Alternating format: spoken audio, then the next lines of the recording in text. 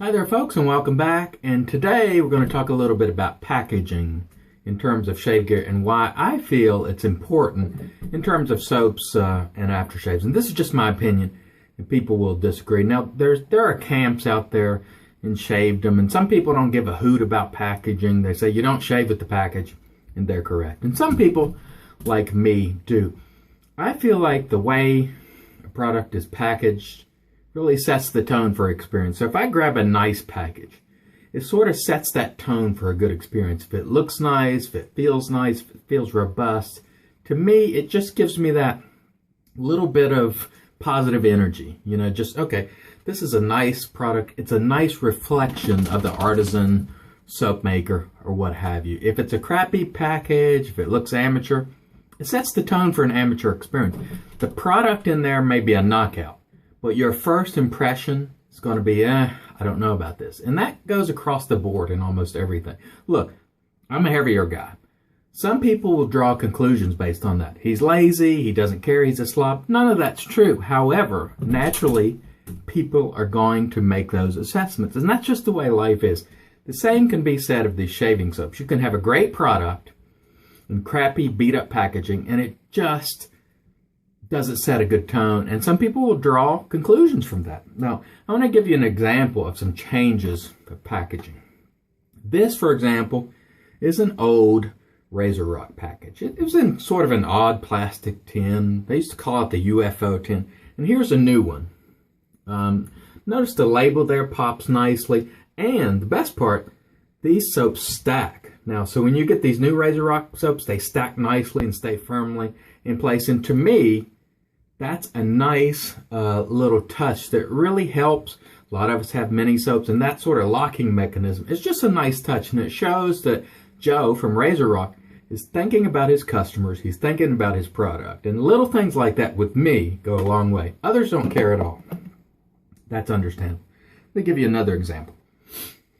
This is an old How to Grow a Mustache, which is now Phoenix container. Now, that's the best label of all time. It's got my face in there. No, it's not.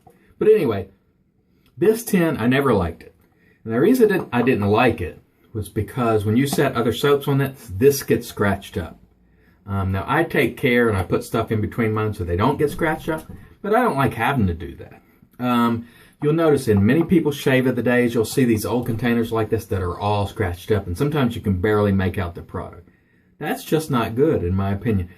I don't like that sort of thing. I don't like them being beat up, and, you know, again, it just doesn't make you feel good about the product, or at least me.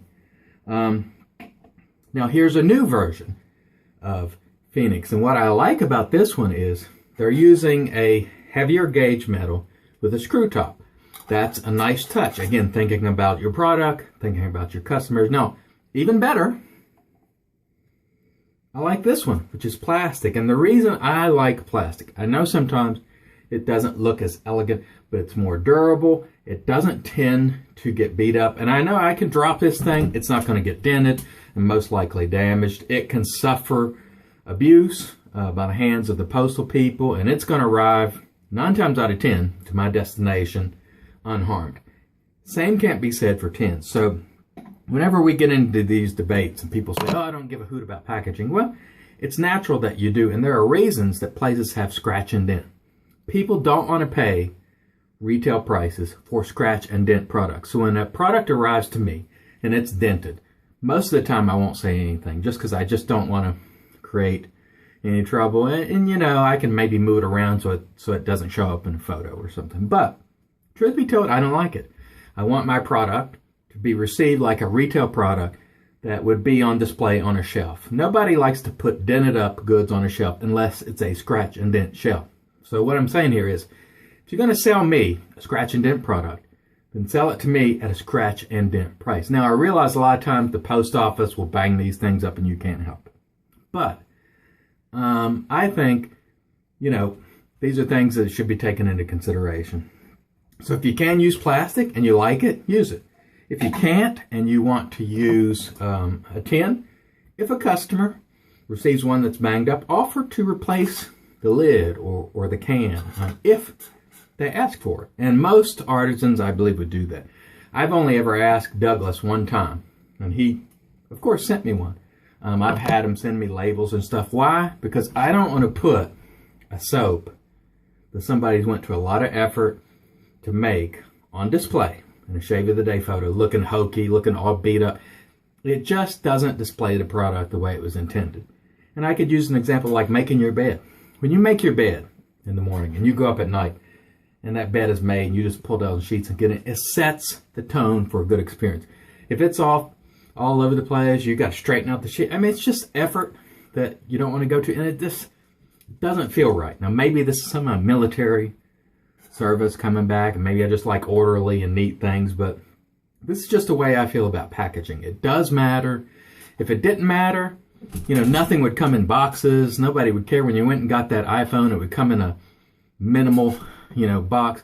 But you'll notice that people that care about their product take pride also in their packaging. So that's my view on packaging. You don't have to agree, but it is my view, and I just thought I'd share it. Thanks for watching.